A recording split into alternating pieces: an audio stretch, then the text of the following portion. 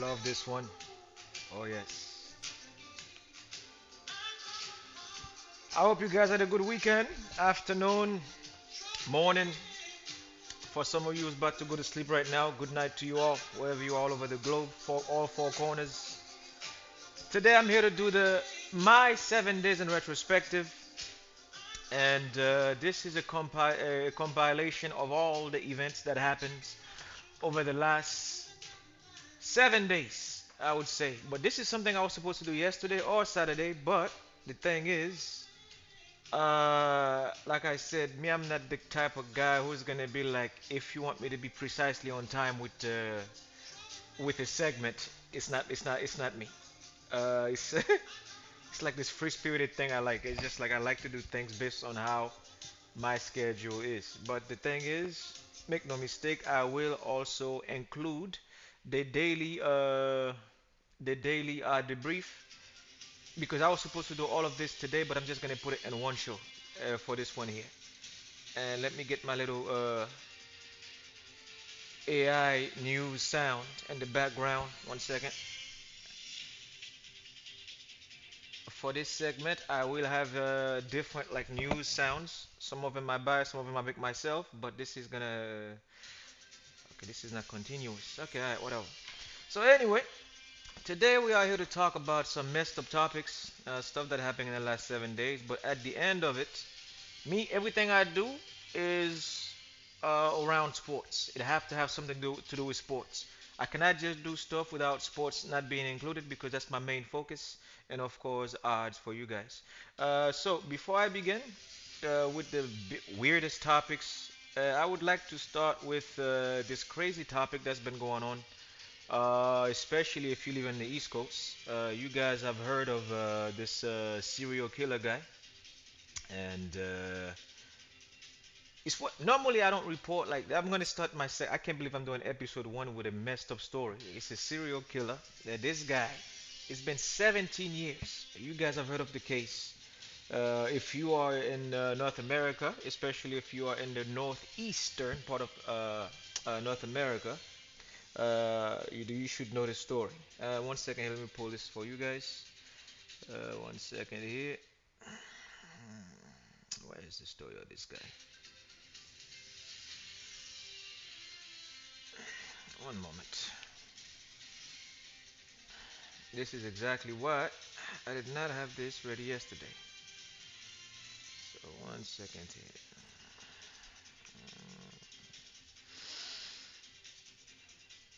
Man, sorry about the delay, folks. New Jersey.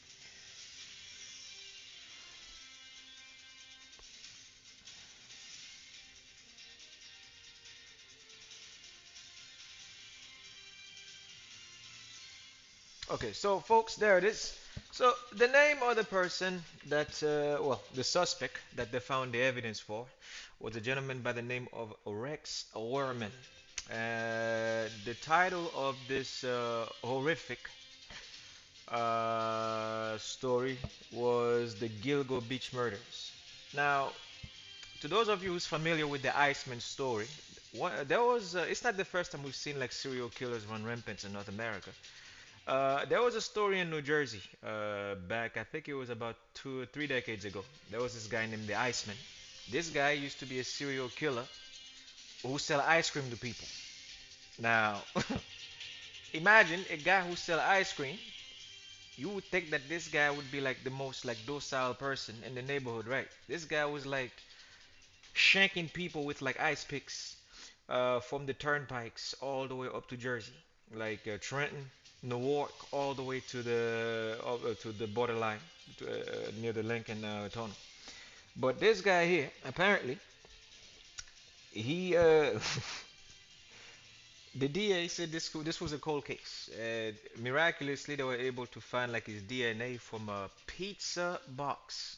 Apparently, this guy left his DNA. Like, apparently, he was kissing his pizzas when he eat it. So they found his DNA on the crust. Funny story. But me, for this segment, when I say my 7 days in retrospective, I like to tackle topics that's making like actuality, but also to make fun. Because why? To tragedy, that's how you get good jokes. It's not funny, but the thing is, I'm gonna try to make it as funny. And well, a serial killer. How would you define a serial killer? A serial killer is somebody who just like man, these guys are it's a nightmare because you don't know that person can be the way they do their camouflage is ridiculous. This guy was in an upscale neighborhood, living the life that most people could dream of, like the three-car garages, architect, all that. Reputation is intact with people all over the community. They never thought this guy. Now, this morning I did my own like report as I do every single day. Now they're saying that they're still looking for more bodies to attach to link to this guy. This Rex, what's his name again? Rex Oberman or whatever his name is. This is something that should put people on alert. Uh, People are not who you think they are. Okay, this is the moral. This is the moral of the story. So I'm gonna. The moral of the story from this is that if somebody, you cannot accuse somebody of being something unless you have evidences on them. But the thing is, if people are starting missing in your neighborhood and you don't see like you don't point finger at people, but the thing is patterns. Pattern is one of the greatest way to catch up with like serial killers. Patterns. That's one thing. They're patterns because AI technology and the help of the DAs and the forensic people were able to solve this case.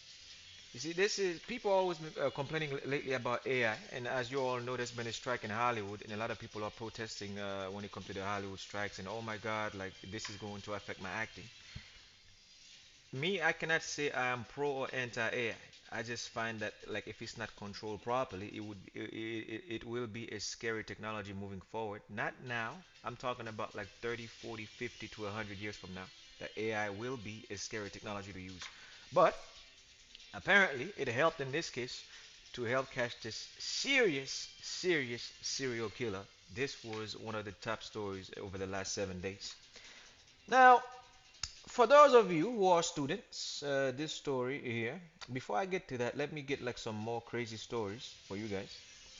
Now, there was this gentleman who was recently involved in a horrendous, tragic accident that cost him his life as an airport employee.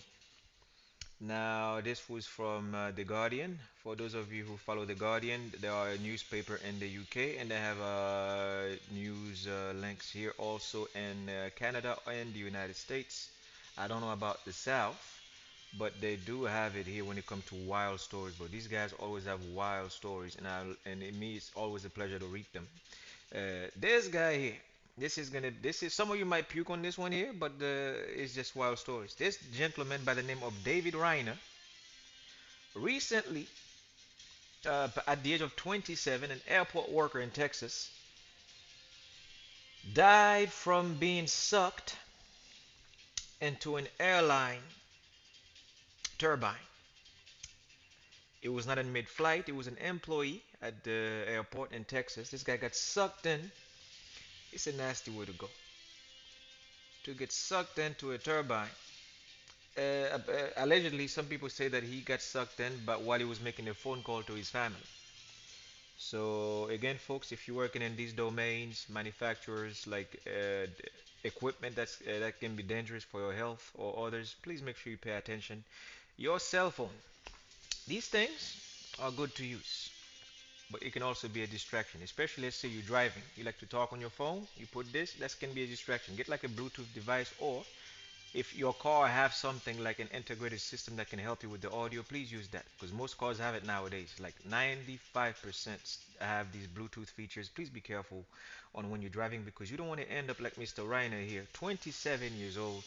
When you hear stuff like this, it's like you can go check the story online. Just type David Reiner jet accident. Apparently, the airplane company refused to pay for this incident. And guess what, folks? It was Delta Airline. This is Delta Airlines said that there was no. This was the statement that was made. The officials of the transportation board said that the gentleman, David Reiner, Texas native, died after being sucked into the jet engines. Mm. And the authorities have confirmed the autopsy is done for the gentleman. And they said that there was no operational safety issues with either the plane or the or the airport. They said that there should have been a safety because the thing is gravity. This guy is cleaning whatever he was doing, equipment, whether it's like on the plane's lower cargo space or whatever he was doing there, to get sucked into a turbine. This is something that you would see in a Hollywood movie. Like, let's say, like you shooting a movie, you see the bad guy get sucked into the engine, blah blah blah. But this is like the airplane was not even like at the point of taking off. They were just testing the engine. The dude got sucked in it, like a fly gets sucked in into a freaking vacuum cleaner. So it was one of them weird stories. And Delta Airline, please compensate this guy, like his family.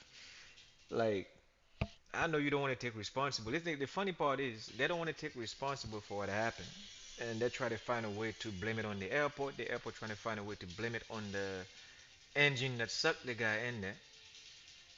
Meanwhile, his family's going like, "What's going on?" Weird. But I hope that this young man's his family can find a peace of mind and a big paycheck from Delta Airline, and including the aviation company there. And moving on to next topics that's been making actuality over the last 7 days. And as you know, if you've been a student over the last 14 years and you graduated and you are paying if you are paying your OSAP and if you are paying your debt, your school debts, and both in the States or in Canada, don't forget that if you're in the States, well, for those of you, you get the Biden administration in the US automatically canceled education debts for 804,000 borrowers. And I am not fortunate to be in that pile of people who got lucky. It's for a total of $39 billion in relief. Now, the debt cancellation is a result of the administration's fixes to repayment loans. So, your student loans, if you had them in the States, if you watch this boring news report, you may have to check your record to see if you are not part of this 804,000 borrowers who will be pardoned from a $39 billion debt relief for students. Again, this is if you're in the States, because some American parents will send their kids to come study here. Like as with me, when I was being raised in Laval, Quebec, I know there was a lot of American students coming from Vermont, New Hampshire, New York especially, and they come to study in Quebec because it's cheaper compared to if you're going to, let's say, Harvard, Xavier, or other colleges in the States. Now, you guys may have to check this out as well because you might, some people don't know if they were part of the lucky ones who got their debt relief. Me, for example, uh, I know I'm not gonna get no relief because my stuff was done over here. So by OSAP. So I don't know. Perhaps if I was in Carolina, I would have gotten a sweet deal from this. But again, you may have to check to see if you are not on that list if you are from the states. And when it comes to more students loans, and for those of you who are still going to college right now as we speak, there are many programs that you guys can sign up for to get these reliefs. But again, this is something that you may have to do on your own when it comes to researches and stuff like that. But when it comes to again student news, Georgetown University's hub on campus, if you're in the state, uh, they understand that right now it is hard for students to not just pay like student loans when they graduate or on the verge of graduation, but one of the most important things when it comes to students is lodging. Lodging is about like the housing on campus or off campus, or if you are paying rent to people who are affiliated who do because don't forget some of these landlords, they do business with the colleges. Because why? They've seen it, been there, done it.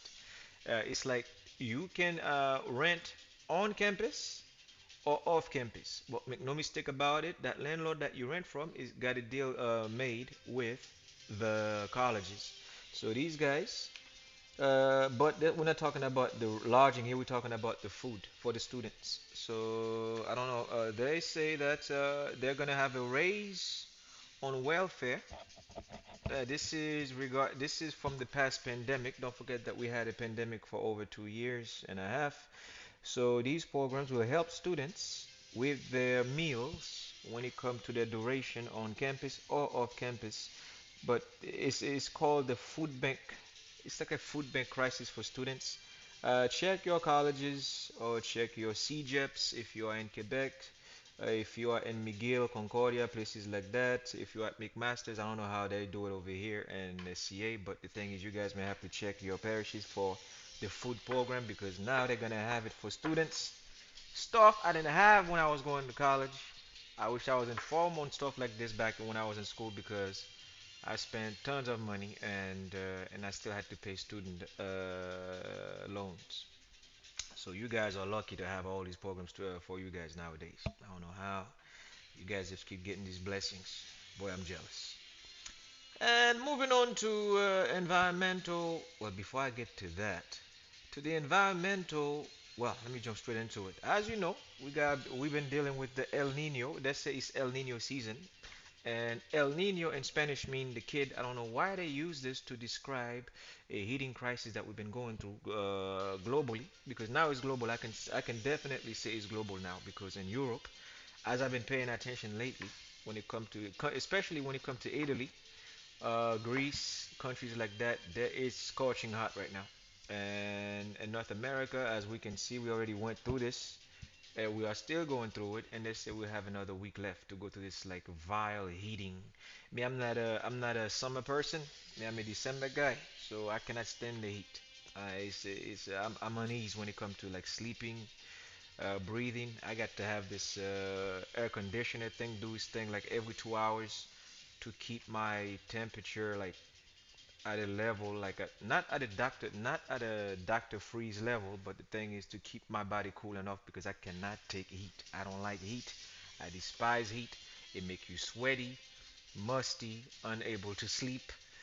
uh, it's a mess, but I have a solution for you guys. This is something I've learned. You can go on Amazon, you can go to eBay, you can go to any website that sell medical stuff, Rexall, Shoppers Drug Mart if you're in the States, CVS, Food Lion, and places like that. Ask him for. You see, when you watch boxing, the when they take the intermission to make sure the fighter refreshes, they have the little ice pack they use. You can use it, or you can use the medical gel packs. You can put it in the back of your neck. You know the expression they say that chill, give me a chill all the way down to my spines. It's not just a figure of speech or expression. You can actually do that to keep your body temperature at a level where you don't overheat like an engine on a car. See, what you do is you take this little ice pack thing, you take it, and then you put it in the back of your neck, and then it will keep because your collateral vertebrae all the way down to your coccyx, aka your tailbone. Once you put the ice pack in the back of your neck, you can just keep it there for like an hour or 2 hours. It'll keep your body cool, so you can deal with this exhaustion, this heat that's been running rampage. Now, a little known fact when it comes to this heating thing, a little known fact. Now, did you know that in Canada, this heating, this wildfire we went through over the last, 47 days, Canada sees to have burned 100,000 square kilometers of forestry debris when it comes to like burning trees, the forest got scorched all the way down to like damn near and unrecognizable. So it was ridiculous. 76,000 square kilometers. I had to face evacuation orders, heat warnings, and poor air quality for months. And this has been going on for the last 2 months. Again, another result of El Nino uh, running rampant this summer, breaking a record. This has surpassed the record that Canada had since 1989 for total areas burned in one season on June 27th. My God, I hope they stop. And for those of you again who don't like the heat, this little advice, medical advice, is something that can help people because in Africa, in countries like in Africa, people in the Caribbean, I always see people like put like little ice pack on their forehead. But me, I always say the back of the neck, it'll keep your body cool. You can do whatever. If you work at home, you can still be typing on your devices, or if you, because me, I spend like let's say half of my day, or I would say 80% to 90% of my day, just like on stuff, researching and just typing stuff. So that's what I do. But the thing is to keep your body cool. Follow the advice they're giving you, but you don't have to fear going outside. Me, I've done it when they first announced that there was this heating thing, and I was one of those like I'm like I need to go out there to see what's going on because I'm not gonna just sit home and just go, oh, don't go outside and do this. I don't like people telling me like how to do my stuff. So me, I go out there and check the weather, and it's not bad. If you got stuff to do, you can still go out there. Just don't be out there for too long doing like rigid activities. Like when I say by rigid activities, don't be doing like 10 laps and running like doing full sprints outside in this heat because it will seriously burn your lungs out. So please be careful when you are out there. And when it comes to news that's been making actuality, according to, wait a minute, this one has been removed from the topic.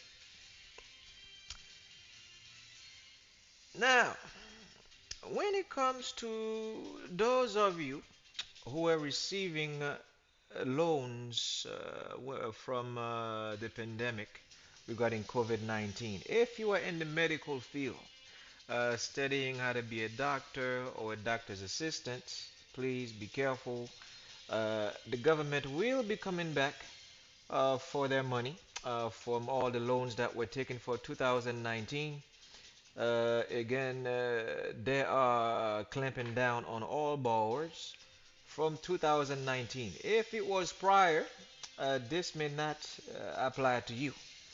But they're talking about debts from 2019 to yesterday for over $521 million in outstanding debts for loans that were paid to people who participated in doctor's program or doctor assistance program. So clench thy rear end because the government want their money back. And however you bought it, they will trace you back to that time, and they will recuperate their money from you. And for dentistry, I don't think they're on that list. This is what they said. This says that the $521 million in recovered funds will be reinvested into our healthcare systems to improve access to more connect and convenient care by shortening wait times and expanding primary care, home care, and mental health services. Now, loan repayments initially began in April 2021, and the ministry said that it has recovered nearly 139 million out of the total of 660 million dollars provided since then. When we went to the pandemic lockdown, I did not know there was that much money. I could have applied for Dr. Zeus's position to get some of that money, but apparently they are looking to get back the money that people who wanted to be doctors borrowed. And I hope that you guys can find a formula. If you did make such loans from, if you did take their loans, I hope you guys find the right formula while you were studying because some of you guys borrowed that money and you did not study with it. And now, Ottawa and Washington, D.C., as they say, work together in North America. They say hand in hand. It's almost the same thing. They want their money back. So I hope that you did graduate because no matter where you are hiding all over the globe, the government will come for you and find out how much money you made post your graduations after 2019. So please, I will pray for you guys heavily. And again, I hope you find a formula because doctors have formulas to provide prescriptions to pay Ottawa or Washington back their money. Now, when it comes to, I'm getting near the end of my report before I jump into my other segment, which is sports. This young lady, uh, man, some people have the luck of whatever it is that they believe in up their rear end. This young lady recently was hiding. I think that was in the state. I forgot. I don't know where this. This young lady got paid by the Powerball lottery. Let me see. You might be from Texas, wherever you are, young lady. Let me check this out. One moment here. Okay, this young lady from Missouri, the great state of Missouri, ended up winning from the Powerball lottery $50,000 cash. You know what the funny thing is how she got paid this money? This lady was apparently running away from a lightning storm, and then she went to hide in some shelter and that they had in the nearby area. But behind the shelter there was a grocery store selling lottery tickets. She don't even buy lottery tickets. It's not something that she does. She said that a voice came to her mind to buy a lottery ticket. Now let me remind you, this lady is a church-going person who don't believe in wagering bets or buying lottery tickets because church people have their way that they think that if they get involved in stuff like this, it will mess up their luck to go to heaven. But guess what, young lady, you hit jackpot by buying a Powerball ticket, earning a prize of $50,000 with no string attached. Will you make a donation to the church? Because don't forget that that's not, God wouldn't approve. He saved you from the lightning storm, and you just won 50 grand. Now you don't need this money because your faith would not allow you to gamble, right? Young lady, I will send you my banking information because this money I need to relieve you from it because you're a church going person. You don't need this money. Now, as a token of appreciation for what the Lord have done for thee, I cannot even keep a straight face doing this. But anyway, yeah, that lady's lucky. More power to you, lady. Congratulations. We're happy for you. But I wish I had that kind of luck, eh? To avoid death, to cheat death, and on the back end to come out of it with 50 grand in my pocket, tax free. Some people have all the luck in the world. And here is a little joke for you to end my report for the my 7 days in retrospective. It's my first episode. Of course, it's gonna be corny as hell, and I have to improve on that as I did for my our Arsenal report. But again, this is something I want to do to check on stories that make you go, man, that's crazy, that's insane. And in Scotland, this is gonna be to close my report. There is a annual thing that they do, which is again part of my 7 days in retrospective. I'm an amateur comic, okay? I have to get news that makes me laugh, and also I hope that makes you laugh because you laugh, you don't laugh, it's not my business. I just want to make sure I put this out there to, I don't know, make you be aware of weird things that's going on in the world. Did you know that in Scotland there is an anniversary for golden retrievers? So hundreds of golden retrievers gathered in Scotland for breeding. For they have a thing called a breeding anniversary, where they have like 100 male golden retrievers chasing whatever amount of lady golden retrievers or other mutts they have in there. Their job is to just let them loose in the pasture and to get them pregnant. And hundreds of retrievers. This was the 155th anniversary for breeding, and they called this the Golden Retriever Club of Scotland.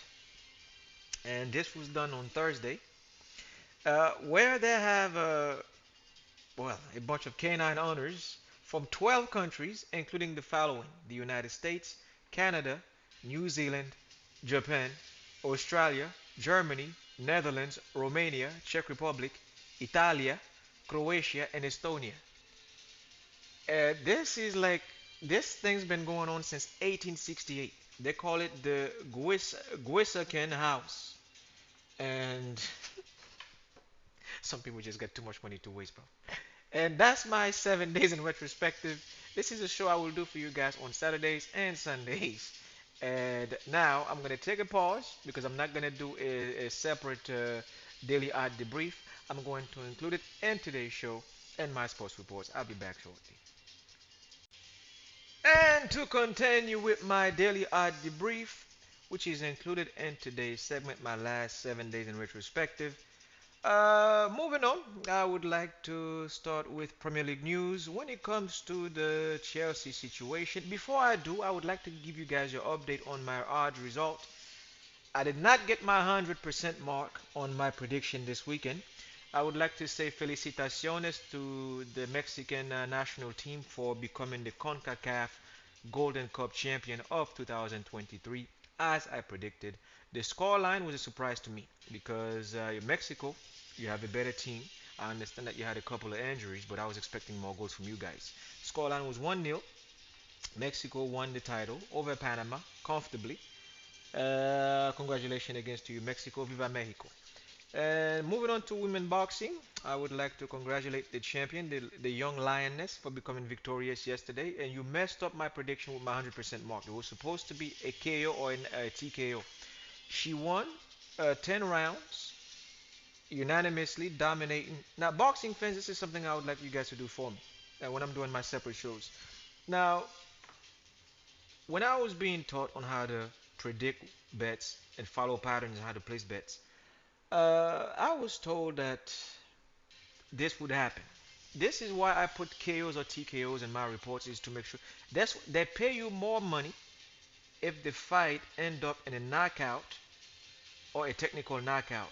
But something I've noticed in my own patterns over the last 4 weeks is that every time I call a knockout or a TKO, it always goes to decisions. So if you follow my podcast or watching my report, if you do, please make sure you do me a favor. If it's not somebody like a Javante Davis, somebody who can actually put people's lights out, me, I will always go with the prediction for a knockout or a technical knockout because that's what I do, because that's what brings me the best bang for your buck.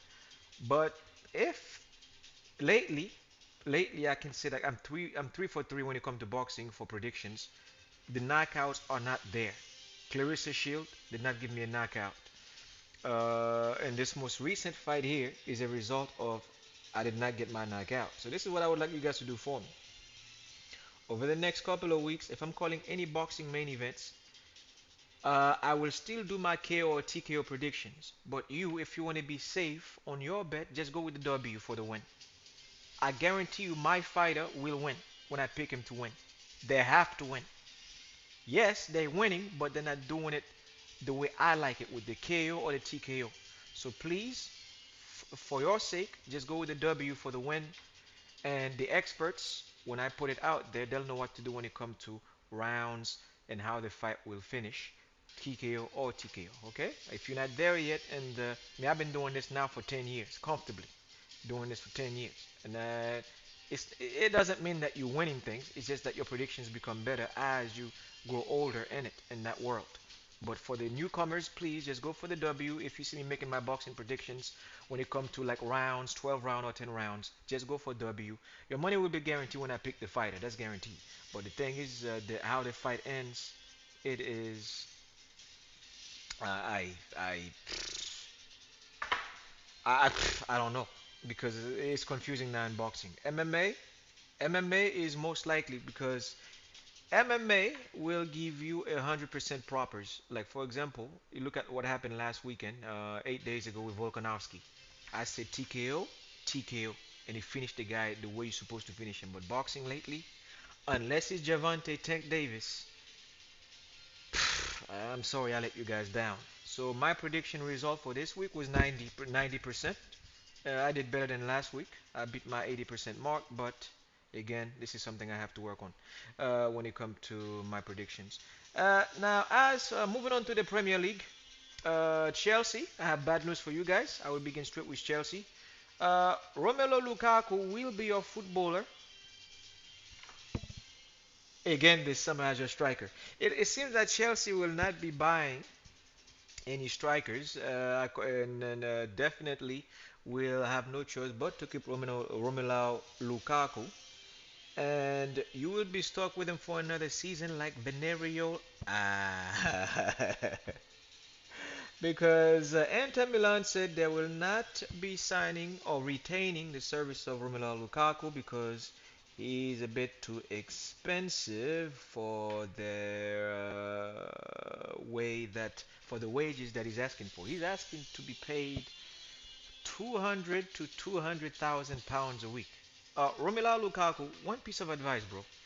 Uh, Italian football don't pay as much as English football. In the 90s, they used to pay players that the salary that you are asking for. But back then, the fees to pay a footballer per week was not this outrageous. But now it is a mess. So Romelu Lukaku will be staying at Chelsea unless Chelsea find a way to sign Dusan Vlahovic, and they could swap Romelu Lukaku for Vlahovic, who's a Juventus player, because they paid in full, and they bought the player straight cash from Fiorentina. So unless there is a trade going on, Romelu Lukaku will be a Chelsea footballer. Now, you guys know the young lad who grew up with Bukayo Saka from Chelsea, Caleb Hudson Odoi. He was previously sent on loan in Germany to play for Bayer Leverkusen, and it looked like the young fella is being linked to a move from Stamford Bridge because Mauricio Pochettino, the new manager of Chelsea, the ex-Tottenham Hotspur manager, is not looking forward. Is not looking forward to work with Hudson Odoi. Therefore, he is on the free market right now as a free agent, and he's looking to leave Chelsea. Arsenal, we already have Bukayo Saka, and I know that Hudson Odoi play the same style as him. And instead of chasing Musa Diaby from Bayer Leverkusen, even though that we have a good relationship with that football club in Germany, I would strongly advise that we look at the Hudson Odoi situation. Him and Bukayo Saka grew up in the English national squad team under 21, under 17 together. So they have this relationship already with them. Yes, we are happy right now we got Declan Rice, but now we complete Julian Timber. We have completed our defense. We have solidified our midfield. Now let's work on our striking core. If we're not gonna get a striker right now, I want Alexander Mitrovic from Fulham or Ivan Toney in January. But if we cannot get that, we should be looking at Hudson Odoi at 22 years old before Saudi Arabia come asking. Because as we saw over the weekend, sorry Liverpool fans, I'm sorry to your corpus. Fabinho, the big Liverpool midfielder, not the big guy, he's just the big man by name, but not by stature. He's a skinny dude when it comes to frame. But Fabinho is at 29 years old. Is going to wear Saudi Arabia again. Ladies and gentlemen, I don't know how Saudi Arabia is doing this. Um, Again, they're just like snatching players at the prime. Again, I said this over the weekend before I did the boxing odd the daily odd report for boxing, and that Saudi Arabia now is not interested in signing like veterans. They want to sign the best of the best, and you can't get better than this. This is a Liverpool Champions League defensive midfielder, Fabinho, 29 years old, heading to Saudi Arabia for a fee of 40 million pounds. The Sheiks are blessing the football world right now. It is ridiculous. He will be signing with the football club Al Ittihad, and this is the same this is the same Al Ittihad, the same consortium who owns Manchester City. This is brilliant. What a way to shut down the competition. Don't forget who's been the thorn to Manchester City's side over the last 7 years. Liverpool, right? At 29 years old, coincidentally, Al Ittihad, the same company, the same consortium who own Manchester City, are buying Liverpool's best central defensive midfielder at 29 years old. Al Ittihad. Y'all got game. Respect. And when it comes to Arsenal, in the striking department, I would like Arsenal to address this issue for me, please. Because, yes, we all got high of the Gabriel Jesus' signature last season, and we all know how that ended. And some people said it was the World Cup that did it. Some says that it is Gabriel Jesus's lack of fitness since he's been in England, and me as a witness of the young man's career since he's been at Manchester City when he came in 2015 or 14 from Palmeiras, he never gave you a full season. I will say it again. This guy will not give us a full season. Mikel Arteta, please open your eyes. Open your eyes to other possibilities. Brentford, Ivan Tony. January we can sign him. Alexander Mitrovic from Serbia. He's ready now at Fulham. Yes, I know he's not. It's not a big name on the transfer market right now, people. But we need to sign a guy like that to solidify my striking core, just in case one of our soldiers falter on the battlefield this season, so we don't have to scratch our head in January of who to sign. Alexander Mitrovic, please, Mikel Arteta, sign this guy, okay?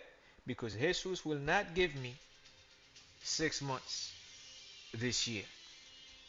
I know you guys said, oh, you guys do the prediction, they bring bad luck. No, I'm just saying this right now to avoid any calamities, to avoid losing the title again to Manchester City, because I have a feeling that this will happen if, due to our negligence and our ignorance of not paying attention to our striking core. Flo Balogun is linked to be bought by Inter Milan for 40 million pounds. And make no mistake about it, since Inter Milan now is going to lose Romelu Lukaku, they will do anything in their power to sign Flo Balogun. And Eddie Nketiah is it's looking like he's going to stay at Arsenal, even though there were rumors that he was going to leave the club. Eddie Nketiah will remain at Ghana.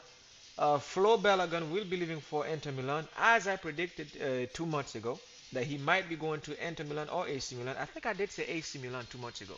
But folks, is the Rossoneri's perhaps are kind of they've made mistake before with strikers. Guys like there was this guy that signed a couple of years ago at AC Milan. I forgot your name.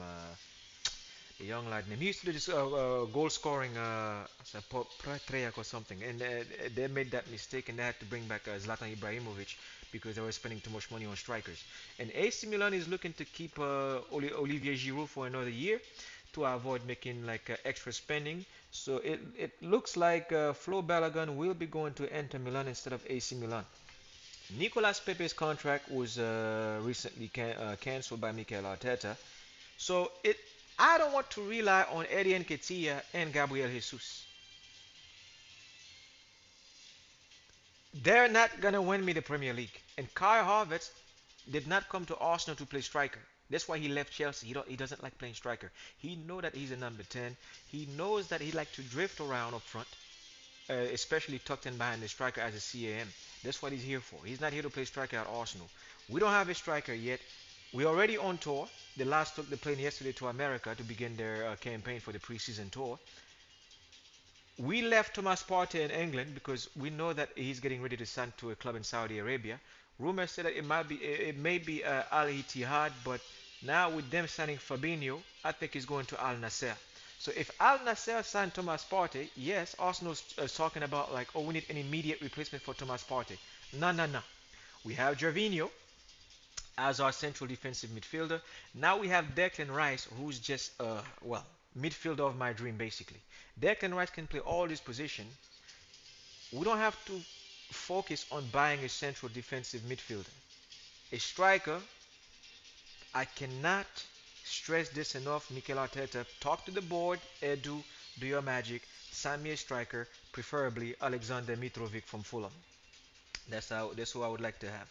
And to the Arsenal fans who've been complaining about Julian Timber's height, relax. Before I close my report today, this guy is brought to Arsenal to do a specific job at the back. The same people who are complaining about Ben White not being able to fulfill his duties playing right wing back for Arsenal, we signed Ben White to play a centre back. We did not sign him to play right wing back. We had to get creative when Tomiyasu got injured. Julian Timber will be the immediate replacement for not for Ben White. He will be on the bench to learn the trade because this is a new league. He's coming from the Dutch league. Yes, he's tough and rugged like Lauren, and he's like Vermaelen. Basically, When we had Vermaelen from the Netherlands, when he played for Arsenal, I did not hear any complaints about Vermaelen's height. He's at 5'10". The man can read plays. He's an excellent leaper when it comes to like jumping over like tall strikers. He reminds me more of Lauren. And to all Arsenal faithful who knew Lauren back in the day from Getafe, Spain, the Cameroonian, one of my favorite footballers at Arsenal.